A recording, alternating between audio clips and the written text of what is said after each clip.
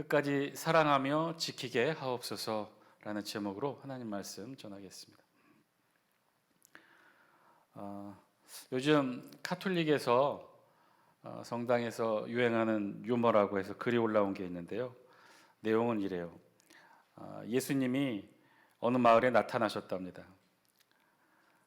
맨 처음 예수님을 본 이 아주머니가 당황해서, 카톨릭 성도겠죠, 사제관으로 막 달려갔답니다. 그리고 신부님을 불렀어요. 신부님 큰일 났어요. 예수님이 오셨어요. 저기 보세요. 막 교회 마당에 들어서시잖아요. 그러자 신부가 어떻게 했느냐, 서둘러 주교에게 얼른 전화를 했답니다. 주교님 어떡하죠? 예수님이 우리 교회에 오셨는데요. 그랬더니 잠깐 기다리세요 하고는 이 주교님이 교황청에 전화를 걸었답니다. 그런데 교황청에서 온 대답은 이랬답니다. 바쁜 척 하시오. 이런 유머가 카톨릭 안에서도 회자되는 걸 보면, 카톨릭 안에서도 교회란, 성당이란 어떤 곳인가라는 자주적인 질문들을 하고 있는 것이겠죠. 우리도 마찬가지로 스스로에게 묻고 답을 해보고 싶습니다. 교회라는 곳이 어떤 곳일까요? 어떤 곳이 교회일까요? 또 다시 표현하면, 우리는 교회에서 무엇을 할 수 있을까요? 그리고 지금 우리는 교회에서, 저와 여러분들은 지금 무엇을 하고 있나요? 미국의 한 신학자가 발표한 재미있는 글 일부가 있어서 소개합니다. 제목은 마귀의 팔복이래요. 마귀의 팔복. 첫 번째 PPT 한 장 보여주실래요? 너무 작군요. 보시면 마귀의 팔복인데, 첫째는 너무 피곤하고 바쁘다는 핑계로 교회에 나가지 않는 자는 복이 있나니 그들은 나의 가장 믿을 만한 일꾼이 될 것이며, 둘째, 목사의 흠이나 과오를 찾아 트집을 잡는 자는 복이 있나니 그들은 설교를 들어도 은혜를 받지 못할 것이며, 셋째, 자기 교회이면서도 나오라고 사정사정해야만 교회에 나오는 자는 복이 있나니 그들은 교회의 말썽꾸러기가 될 것이며, 넷째, 남의 말하기를 좋아하는 자는 복이 있나니 그들은 내가 가장 좋아하는 다툼과 분쟁을 일으킬 것이며, 다섯째, 걸핏하면 뒤에서 삐죽거리는 자는 복이 있나니 그들은 작은 일에도 화를 내고 교회를 곧 그만둘 것입니다. 여섯째, 하나님의 일이나 헌금에 인색하는 자는 복이 있나니 그들은 나의 일을 가장 잘 돕는 자들이며, 일곱째, 하나님만을 사랑한다고 하면서도 자기의 형제와 이웃을 미워하는 자는 복이 있나니 그들은 나의 영원한 친구가 될 것이며, 여덟째, 성경 읽고 기도할 시간이 없는 자는 복이 있나니 그들은 나의 꾀임에 쉽게 넘어가 마침내 나의 조롱거리가 될 것입니다. 여러분 읽어보니까 어떠셔요? 아멘. 아멘 하셨어요. 이거 마귀의 팔복인데. 근데 읽어보면 좀 우리에게 시사하는 바가 많이 있죠. 역으로 우리의 신앙생활의 모습을 보면서 하나님도 기뻐하실 부분이 있겠지만, 물론 마귀도 우리의 신앙생활 모습을 보면서 기뻐할 수 있다는 정말 아이러니하고 안타까운 모습들을 우리 스스로 보게 됩니다. 여러분, 교회라는 어떤 곳일까요? 교회에서 우리가 신앙생활하는데 하나님도 우리의 모습을 기뻐하시지만 때로는 마귀들도 우리의 모습을 보고 기뻐하는 우리의 이 교회 안에서의 신앙생활의 모습, 교회란 과연 어떤 곳일까요? 어떤 곳이 교회일까요? 우리는 교회에서 무엇을 할 수 있고 또 지금 무엇을 하고 있나요? 십자가가 달려있고 교회라는 이름이 붙어있다면 다 교회라고 말할 수 있을까요? 누군가 인터넷에 서울 아파트 한 상가 옆에 있는 게시판을 찍어서 올렸어요. 봤더니 다 교회를 알리는 게시판들인 거죠. 십자가와 교회 간판이 걸린 건물이면 우리 다 교회라고 말할 수 있을까요? 교회가 교회다운 진짜 이유와 근거는 무엇일까요? 여기에는요, 먼저 교회가 무엇인지를 알아야 돼요. 교회가 무엇인가? 교회는 성전인가요? 우리 그렇게 말할 수 있을까요? 교회는 성전이라고 말할 수 있을까요?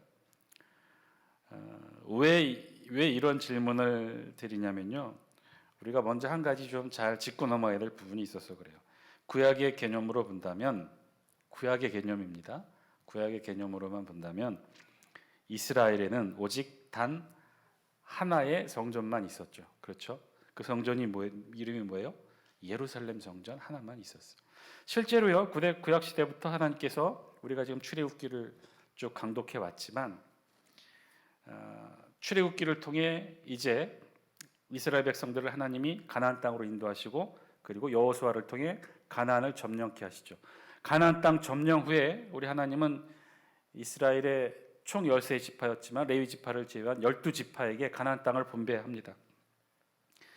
가나안 땅을 분배하시면서 하나님이 꼭 이스라엘 백성들에게 꼭 한 가지 당부하신 것이 있어요. 그것은 바로 이제부터 이스라엘 백성들이 가나안 땅에 하나님이 주신 적과 꿀에 흐르는 가나안 땅에 12지파의 삶의 경계로 나누어 살게 될 텐데 그때 하나님이 제일 먼저 무엇을 걱정하셨냐면, 그래서 이스라엘 백성들에게 무엇을 요구하셨냐면 이스라엘에 단일 성소를 짓도록 명령하십니다. 그러니까 하나님께서 제일 많이 걱정하셨던, 가나안 땅을 이스라엘 백성들에게 주시면서 제일 많이 걱정했던 것은, 이제 이스라엘 백성들이 가나안 땅 전국 각지 흩어져 살잖아요. 그러면 하나님 앞에 나와 제사 드리고 예배 드려야 되는데 먼 곳에 있는 사람들, 또 여러 곳에 떨어져 있는 사람들, 각자의 삶의 지경이 있는 사람들이 어떻게 하나님께 예배 드리겠어요? 서로 가장 가까운 곳에 제단을 쌓고 하나님께 예배를 드리다 보면 그들의 신앙이 나뉘고 갈리게 되겠죠. 하나님이 제일 먼저 이것을 걱정하셔서 이스라엘 백성들에게 꼭 단일 성소를 세우라고 말씀하시고, 그리고 어떻게 해요? 1년에 3차례 꼭 이곳에 와서 하나님 앞에 자신들의 모습을 보이는 신앙의 행위를 하도록 하나님께서 꼭 강조하십니다. 그 단일 성소가 어디예요? 모리아산에, 아브라함이 아들 이삭을 제단으로 바쳤던 그 모리아산에 다윗 왕이 인구조사를 통해 하나님 앞에 3일 전염병에 이 재앙을 받게 됐을 때 마지막 멈춘 곳이 어디였어요? 모리아산 아라우나 타작마당. 바로 그곳에 하나님은 솔로몬에 의해 예루살렘 성전을 짓게 하시죠. 이제 이스라엘 12지파가 나누어 가나안 땅 전체에 흩어져 살지만 그 모든 땅을 통틀어 성전은 단 한 곳인 예루살렘 성전 한 곳에만 모여서 제사 드릴 수 있도록 하나님이 그렇게 명령하셨어요. 이는 이후 수천 년을 이어온 오늘날까지도 유대교에서는요, 이들이 주장하는 성전은 오직 단 한 곳이에요. 예루살렘 성전 한 곳. 그런데 그 예루살렘 성전이 어떻게 됐어요? AD 70년 로마 장군 티투스에 의해 허물어졌잖아요. 회파됐잖아요. 다 무너지고 뭐 하나만 남았어요? 서쪽 장벽 하나만 남아있죠. 그러면 이스라엘 백성들은 이 AD 70년 로마군에 의해 허물어진 예루살렘 성전 이후로 어떻게 신앙생활해 왔을까요? 성전이 사라졌는데, 성전이 없어졌는데 어떻게 신앙생활했죠? 어디서 모여서 신앙생활했어요? 회당에서 이스라엘 백성들은 그들의 신앙을 이어오게 됩니다. 회당에서 성전이 사라졌기 때문에 이스라엘 백성들은 마을 곳곳에 회당이라는 곳을 짓고 그곳에 모여서, 성전이 아니기 때문에 제사는 드릴 수 없었어요. 지금도 마찬가지예요. 성전이 아니라 제사를 드릴 수 없어요. 그러면 뭘 했어요? 제사 드릴 수 없기 때문에 대신 하나님의 말씀을 읽고 강독합니다. 예수님도 그곳에서 처음 복음을 전하셨죠. 예수님도 복음을 전하실 때 제일 먼저 가신 곳이 어디예요? 유대인들이 모여있는 회당에 가서 회당에서 자연스럽게 말씀으로 함께하는 예배를 드리셨어요. 바울도 세계 각지에 복음을 전할 때 제일 먼저 들어간 곳이 어디예요? 유대인들이 모여있는 회당에 가서 제일 먼저 복음을 전했죠. 유대인들은 이렇게 회당에서 제사를 드릴 수 없었으나 말씀을 읽고 그곳에서 말씀으로 예배를 드렸어요. 자, 유대인들의 기준에 의하면 그러면 성전은 예루살렘 성전의 회파와 함께 사라진 것인가요? 그럼 오늘날 우리들이 모여있는 이 교회는 무엇인가요? 이 교회는 그럼 성전이라고 할 수 있는 것인가요? 사실 우리의 신앙의 선배들은요, 우리나라 초기 20년대, 30년대 그리고 막 부흥의 불길이 일어나기 시작했던 30년, 40년, 50년, 60년대를 거칠 때 우리 신앙의 선배는요, 우리나라 초기 교회를 부를 때 뭐라고 불렀나요? 뭐라고 불렀죠? 예배당이죠. 예배당. 우리 초기 교회를 교회라 부르지 않고 다들 예배당이라고 불렀어요. 그러다가 60년대, 70년대를 거치면서 순복음교회가 전국적으로 급성장하게 되면서 처음으로 순복음교회가 이 예배당을 뭐라고 부르기 시작했냐면 성전이라고 부르기 시작합니다. 한국교회는 이후로 교회를 성전이라는 명칭으로 불리기 시작해요. 그러다 나중에 교회라는 이름으로 다시 정립하여 부르게 되었는데, 그럼 이는 어떻게 다를까요? 사실 다르니까 이런 서로 다른 명칭들이 쓰였겠죠. 교회라는 것은요, 회집을 의미합니다. 그런 의미에서 회당과 같은 의미의 개념이에요. 모여 있는 거예요. 교회란 모임의 뜻이 강합니다. 그래서 교회는 어떤 모임이냐면 하나님을 모시고 사는 성도들의 유기체가 바로 교회예요. 그래서 교회는요, 여러 가지를 합니다. 교회 목적은 네 가지예요. 예배가 있고, 교육이 있고, 봉사가 있고, 교제가 있는 곳이 바로 이 교회예요. 자, 그런 교회를 예배당이라고만 부른다면 네 가지 교회의 기능 중에 한 가지만을 하는 곳으로 부르는 오해를 불러일으킬 수 있기 때문에 교회를 그 이후로부터는 예배당이라 부르지 않고 교회라고 부르게 되었어요.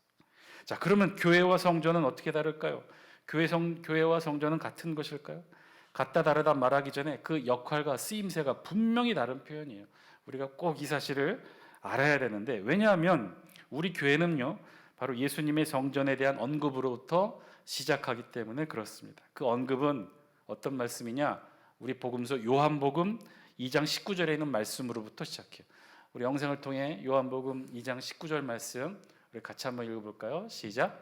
예수께서 대답하여 이르시되 너희가 이 성전을 헐라 내가 사흘 동안에 일으키리라.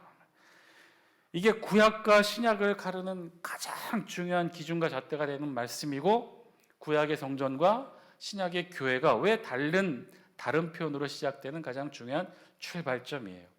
이 성전을 헐라, 너희가 이 성전을 헐라. 실제로 예수님의 이 말씀대로 성전이 허물어졌죠. 사람들의 손에 의해 허물어졌어요. 로마 장군 티투스의 AD 70년 예루살렘 성전이 허물어짐도 마찬가지지만 예수님은 여기에 빗대어 또 다른 의미로 지금 말씀하고 계신 거죠. 예수님의 몸이 십자가에서 죽으신 것을 바로 이 성전이 허물어진 것으로 표현했고, 그리고 예수님께서 어떻게 하셨어요? 내가 사흘 동안에 다시 일으키리라. 사흘 만에 예수님께서 성전을 다시 세우셨어요. 그건 뭘 뜻해요? 예수 그리스도의 십자가 죽음 이후 부활을 뜻하는 것이죠. 즉 우리 신약 시대의 교회는요, 바로 이 예수님의 요한복음 2장 19절 말씀으로 기반으로 성전이 교회로 바뀌게 된 가장 결정적인 계기가 바로 여기 있어요.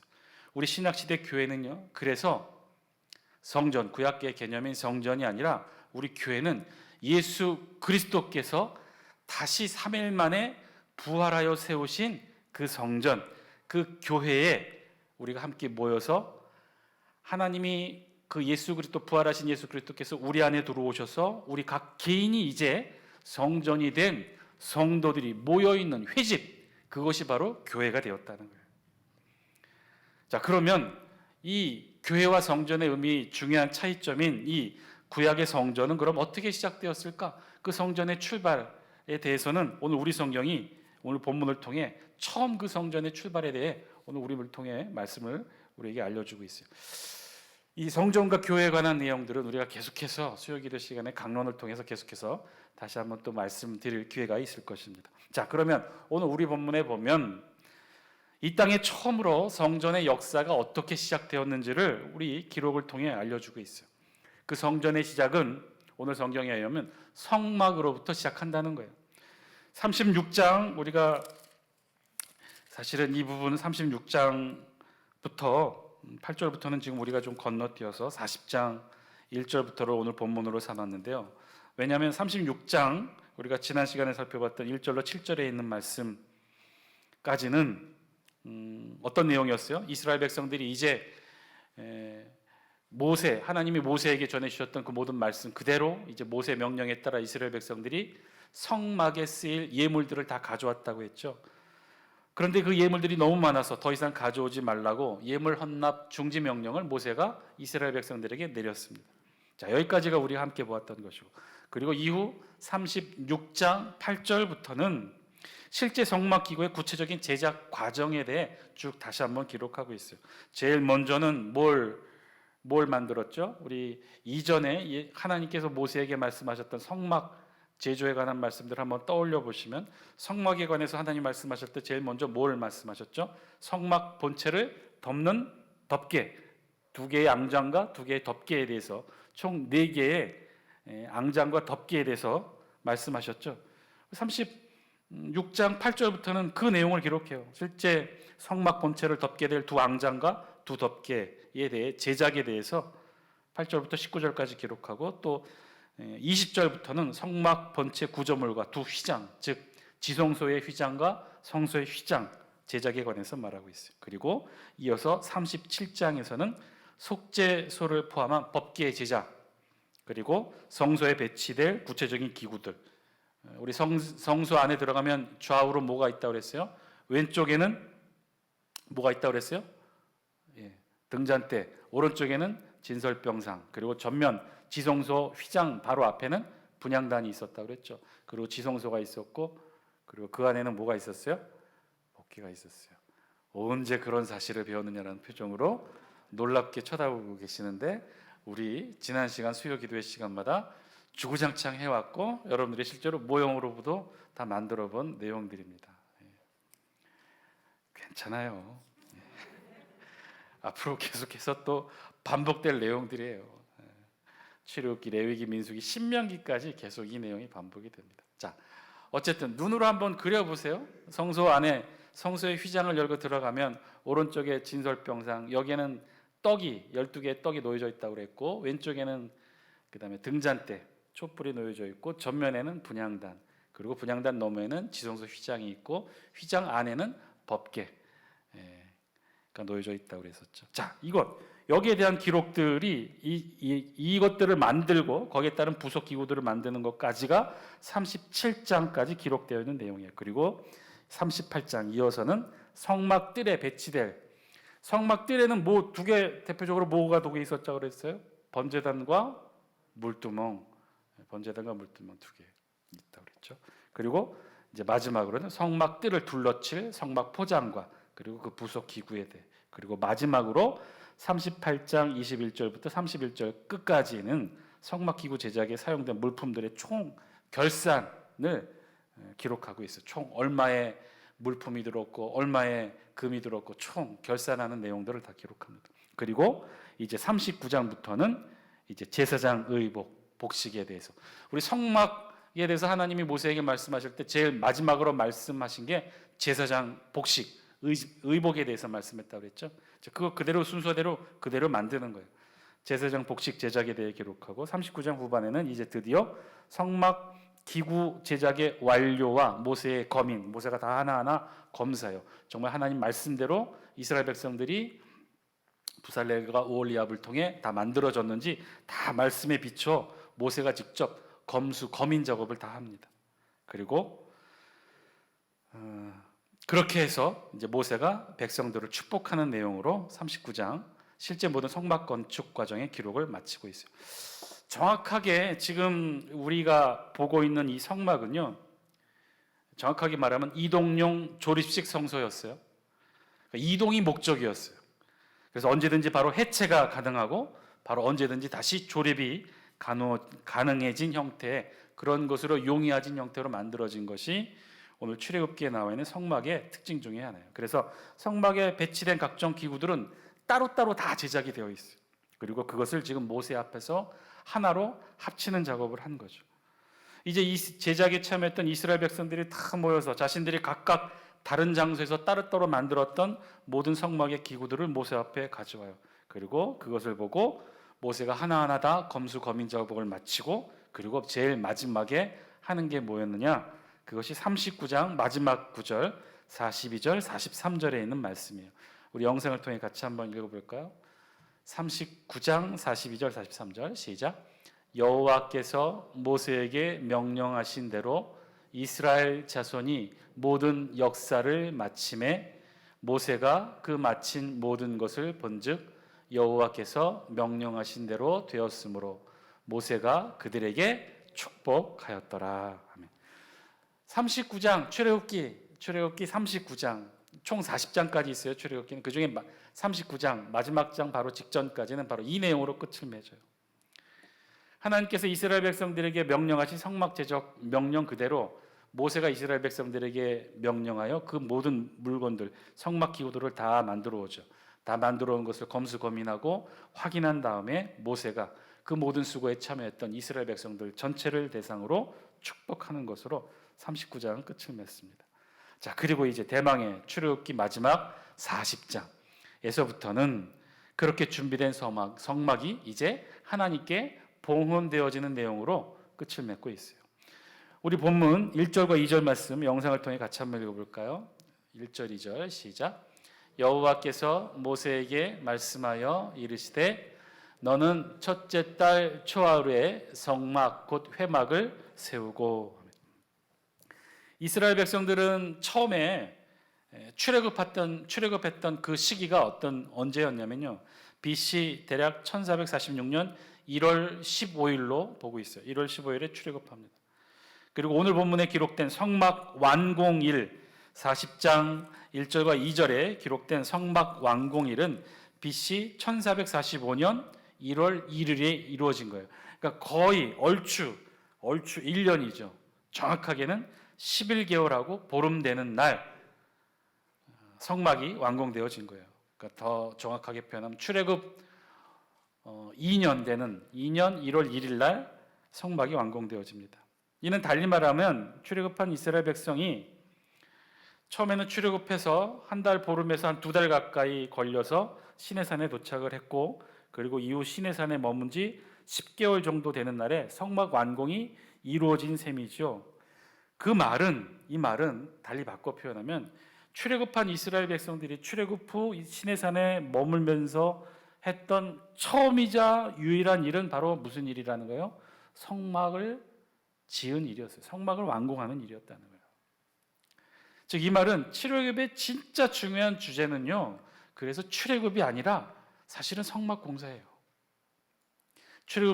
여러분 출애굽기 총 1장부터 40장까지 있잖아요. 그런데 사실은요, 애굽에서 이스라엘 백성들이 탈출하여 나오는 이 과정을 기록한 사건은 극히 일부에 불과해요. 40장 중에 출애굽한 내용들, 10가지 재앙, 모세를 통해서 10가지 재앙을 거쳐서 이스라엘 백성 마지막 출애굽에 내려진 10번째 재앙, 장자의 죽음을 통해 이스라엘 백성들이 유월절을 거쳐서 홍해를 거쳐서 탈출해낸 이 장엄한 출애굽 과정의 역사는요, 출애굽기 40장 중에 극히 일부, 1장부터 정확하게 15장까지만 기록되어 있어요. 그럼 나머지 총 몇 장인가요? 25장인가요? 25장에 걸쳐서는 무슨 내용이 기록된가요? 다른 내용이 기록된 거예요. 그 다른 내용이 뭐예요? 하나님은 이스라엘 백성들을 시내산으로 불러서 그곳에서 율법의 말씀을 주고, 그 율법의 말씀의 결과에 따라 이스라엘 백성들이 시내산에서 10개월 넘게 뭘 만든 거예요? 성막을 만든 거예요. 그래서 출애굽은요, 크게 두 가지예요. 첫 번째는 출애굽 사건 자체입니다. 모세를 중심으로 한 10가지 재앙과 홍해 사건을 통해 이스라엘 민족을 이루고 출애굽한 사건, 이스라엘 백성들에겐 정말 잊을 수 없는 사건, 그것이 첫 번째 사건 하나. 그러나 더 중요한 것은 두 번째 사건. 전체 출애굽기 40장 내용 가운데 1장부터 15장까지가 출애굽한 내용이라면 나머지 25장에 걸친 내용들은 다 무엇에 관한 기록이다? 성막의 건립에 관한 기록이다. 사실 이것이 출애굽기에서 더 중요한 내용이에요. 그것은 하나님이 왜 이스라엘을 출애굽시켰는지 진짜 이유와 목적을 바로 이곳에 기록하고 있기 때문에 그런 거죠. 이것이 진짜 출애굽기 전체의 중요한 주제이기도 합니다. 그것은 시내산 언약을 통해 하나님께서 이스라엘 백성들에게 언약의 말씀을 주시고, 그 언약의 말씀이 이제 실제 눈에 보이는 가시화되어 나타난 그 대상이 바로 성막 건립에 있다는 거예요. 시내산 언약 체결을 통해 언약의 말씀이 이스라엘 백성들을 하나로 묶었어요. 그래서 이들을 노예에서 선민, 거룩한 하나님의 백성으로 변화시킵니다. 이스라엘 백성들의 삶을 변화시키고, 그 언약의 말씀이 이제는 눈에 보이는 성막의 말씀으로 이스라엘 백성들 가운데 이 성막을 세우게 된 거죠. 이 성막의 건립, 오늘 출애굽기 40장에 기록하고 있는 이 성막 봉헌의 사건은요, 그래서 이 성막의 건립으로 이스라엘은 드디어 명실상부한 제사 제도의 확립을 가져오게 되고, 이 피의 제사를 통해 불완전하겠지만 하나님을 만날 수 있는 합법적인 유일한 길이 이제 열리게 된 거예요. 그리고 또한 동시에 가장 중요한 것, 하나님도 이제 이스라엘 백성들을 함께 이스라엘 백성들 진영 안에 거하시게 됐다는 거예요. 이건 정말 놀라운 사건의 변화예요. 획기적인 사건이고 이건 굉장히 중요한 사건이에요. 제가 계속해서 강조해서 여러분들께 말씀드렸던 것, 출애굽기를 강의하면서 말씀드렸던 것은, 출애굽기 진짜 목적은 이스라엘 백성들을 탈출시키는 게 목적이 아니었다고 그랬어요. 이스라엘 백성들에게 적과 꿀이 흐르는 가나안 땅을 주기 위함도 그것이 중심 주제가 아니었다고 그랬어요. 진짜 중요한 건 뭐라고 그랬어요? 이스라엘 백성들을 신의 산으로 불러내놓고 하나님이 이스라엘 백성들에게 나타나시고 그들에게 율법의 말씀을 주시고 그 율법의 말씀의 결과 뭘 만들어낸 것? 성막을 만들어낸 게 이게 중요하다는 거예요. 이게 전체. 왜 중요해요? 이스라엘 백성들은 이제 이 성막을 중심으로 성막에서 제사 제도를 통해 하나님을 이 땅에서 하늘에 계신 하나님을 합법적으로 만날 수 있는 이 땅의 유일한 그 장소를 만들게 되었다는 거예요. 이제는 그 장소를 가질 수 있게 됐다는 거예요. 그 장소가 성막이에요. 이건 이스라엘 백성의 입장에서 놀랍고 정말 커다란 사건이에요. 두 번째, 하나님의 입장에서도 마찬가지. 하나님도 사실은 그 에덴 동산 이후 아담의 범죄 이후 그토록 하나님도 소망해 왔던 것 중에 하나가 하나님도 이 땅 가운데 우리와 함께 거하기를 원하셨어요. 우리와 함께 지내기를 원하고 계셨어요. 하나님은 우리와 함께 원하기를 계셨어요. 물론 그 전에도 하나님이 우리를 찾아오신 적은 있었죠. 언제요? 아브라함을 찾아오시고 이삭을 찾아오시고 야곱을 찾아오셨어요. 그런데 그 찾아오심과 이 성막 건립 이후에 하나님의 임재하심은 근본적으로 다른 차이가 있었어요. 그 이전에 아브라함을 찾아오시고 이삭을 찾아오시고 야곱과 요셉을 찾아오셨을 때의 이 하나님의 찾아오심은요, 지속적인 머무름, 함께하심이 아니었다는 거예요. 하나님의 일시적이고 일방적인 현시에 불과했어요. 생각해 보세요. 하나님이 아브라함에게 오셨을 때 어떻게 오셨어요? 아브라함이나 이삭이나 야곱 자신들의 의지와는 상관없이 어느 날 갑자기 하나님이 나타나셨잖아요. 천사의 모습을 통해 나타나시기도 하고 꿈을 통해 나타나시기도 하고 예언자들을 통해 나타나시기도 하셨던 이 하나님의 모심은요, 하나님 필요에 의해 하나님의 일방적이면서 하나님이 일시적으로 머물다 가시는 그런 머무름이었어요. 그런데 이제는 달라졌다는 거예요. 성막 이후로는 달라졌다는 거예요. 하나님께서는 이제부터 오시는 것이 아니라 일방적이고 일시적인 현시가 아니라 어떻게 해요? 하나님이 성막에 머무신다는 말이에요. 그게 놀라운 변화였어요. 하나님이 머무신다는 것. 그리고 그 더 놀라운 사실은 그 하나님의 머무시는 임재의 상징이 성막이 어디에 있다는 거예요? 이스라엘 진중, 진한 가운데 성막이 이제는 내주하시게 되었다는 거예요. 이건 이스라엘 성막 건립 사건의 정말 놀라운 사건이고 가장 중요한 사건이에요. 하나님의 임재 방식을 획기적으로 바꾸신 사건이에요. 그전에는 일시적이고 일방적인 하나님의 나타남과 현시였어요. 하나님은 그렇게 우리를 찾아오실 수밖에 없었어요. 왜냐하면 하나님이 이 땅 가운데, 죄 많은 이 땅 가운데, 죄가 관영한 이 땅 가운데 오셔도 머무를 곳이 없었기 때문에 거룩하신 하나님이 임재하고 머무실 거룩한 공간이 없었기 때문에 그렇게 일방적으로 일시적으로 현시 나타날 수밖에 없었는데 이제는 달라졌다는 거예요.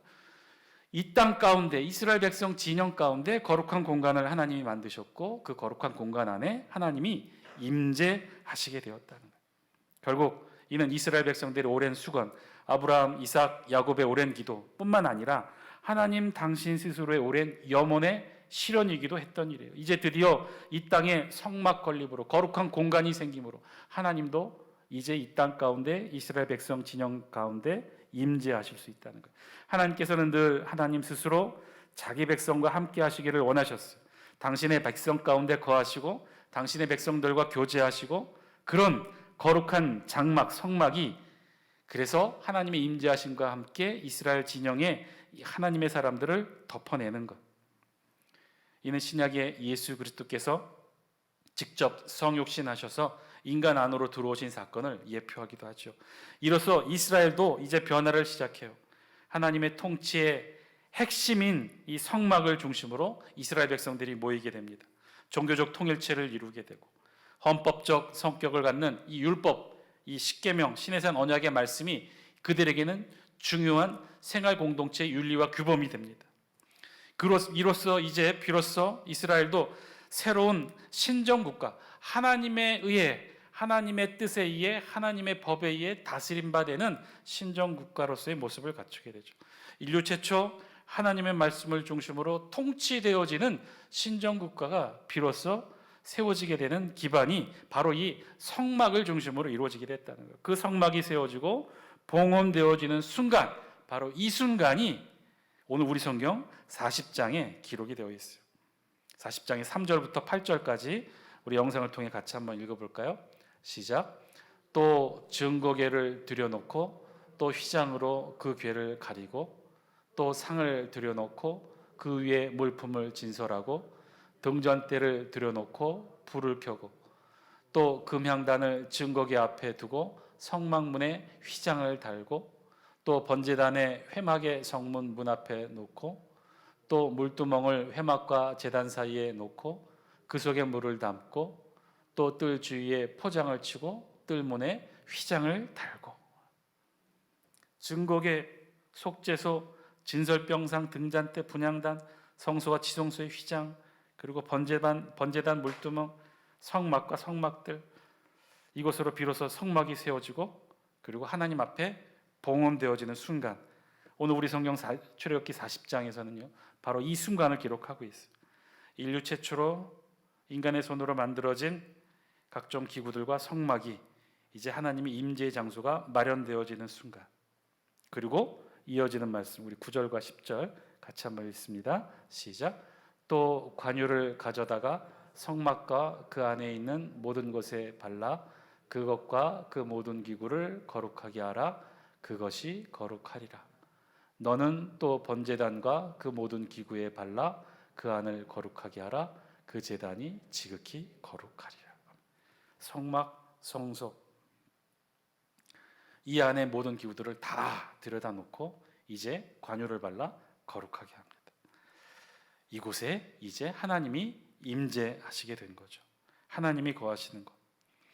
그래서 성막, 성전, 성소, 그리고 이어지는 우리 장수교회, 하나님이 거하시는 곳, 아니 하나님이 우리와 함께 계시기를 원하는 곳, 이곳에서 하나님을 만나고 하나님을 경험하고 하나님의 음성을 듣고 세상에 우리가 하늘의 백성인 하나님의 자녀로 변화되어 가는 곳, 바로 그곳에 이제 저와 여러분들이 있는 것이죠. 우리 교회의 역사가 바로 그렇게 시작된 것입니다. 수천 년 무수한 시간의 역사의 연장선상 안에 지금 우리가 있는 거죠. 이 자리에 앉아있는 저와 여러분들이 역사와 시간을 거꾸로 거슬러 올라가다 보면 바로 이 지점에 다다른다는 거예요. 인류 최초로 인간의 손에 의해 지어진 성막의 모든 기구들이 관유를 발라 거룩해지는 바로 이 순간, 그래서 성막이 이 땅 가운데 세워지고 완성되는 바로 그 순간, 하나님이 임재하시고 이 성전 속에, 이 성전 안에 그 임재하신 하나님과 함께 우리가 만나게 되는 곳, 그 역사의 연장선상에 지금 우리가, 저와 여러분들이 있는 것이죠. 우리가 있는 바로 이 장수교회, 이 성전의 역사를 쭉 거슬러 올라가다 보면 아마도 오늘 출애굽기 40장 이 성막 봉헌의 현장이 있을 것입니다. 각자가 나누어 만들고 준비한 이 성막의 기구들, 백성들 모두가 한 마음이 되어 정성스럽게 준비한 성막의 부분들을 가지고 다 앞으로 나아가 기둥을 세우고 막을 치고 번제단, 물두멍, 등잔대, 진선병, 분향단 하나하나 꼭 다 있어야 될 자리에, 필요한 각자의 자리에 세워지고 그랬더니, 그리고 그곳에 관유를 발라 거룩하게 했더니 그곳에 하나님이 이제 임재하시오. 우리 영상으로는 준비 안 됐겠지만 우리 40장 33절 34절 저 여러분 성경책을 통해 같이 한번 읽어볼까요? 33절 34절 함께 읽습니다. 시작. 그는 또 성막과 제단 주위 뜰에 포장을 치고 뜰문에 휘장을 다니라. 모세가 이같이 역사를 마치니 구름이 회막에 덮이고 여호와의 영광이 성막에 충만하며. 저와 여러분, 바로 이 자리에 지금 우리가 있는 거죠. 역사적으로 쭉 거슬러 올라가고 가다 보면 성막 완공 및 봉헌의 현장 가운데 모든 기구에 관유가 발라 거룩해지고 그 이후에 구름이 회막에 덮이고 그리고 여호와의 영광이 성전 안에 충만해지게 되는 바로 그 현장, 저 여러분들이 있는 바로 이 교회의 역사의 연원은 바로 거기서부터 시작되는 줄 믿습니다. 이 교회는 그래서 하나님이 계시고 하나님이 임재하시는 곳이에요. 그리고 예수 그리스도의 죽으심과 부활의 역사를 통해 그 하나님이 이제 우리 안에 성령의 내주하심으로 함께하는 거예요. 더 작게 이야기하면 성령 하나님이 내주하시는 여러분 각자 하나하나가 이제 성전인 거예요. 성전의 가장 중요한 핵심의 의미는 제사를 드리는 것도 아니고 그곳에서 하나님을 만나는 것도 아니라 하나님이 임재하는 장소가 바로 성전이라는 거예요. 오늘 교회가 저와 여러분들이 모여 있는 이곳이 바로 그런 장소인 줄 믿습니다. 바로 이곳이 하나님이 임재하시는 곳이고 저와 여러분 안에 성령 하나님의 내주하심으로 하나님이 또한 우리 안에 내주하심으로 우리 안에 성전의 모습으로 갖추고 계시는 줄 믿습니다. 저와 여러분들이 그 자리에 있다는 거예요. 사랑하는 장수교 성도 여러분, 오늘 말씀을 통해 우리에게 주신 하나님의 음성 저와 여러분들이 들을 수 있게 되길 바랍니다. 우리 장수교회가 그런 곳이죠. 여호와의 영광이 가득한 곳, 바로 이곳 장수교회입니다. 언제나 하나님이 계시고 그 하나님이 언제나 우리를 만나주시는 것. 지치고 힘들고 상하고 아플 때 언제든지 이곳에 우리를 위로해 주시고 우리를 붙들어 주시는 하나님, 그 하나님이 계시는 곳. 그 하나님과 함께 늘 이곳에서 하나님을 만나는 우리들이 되게 하여 주옵소서.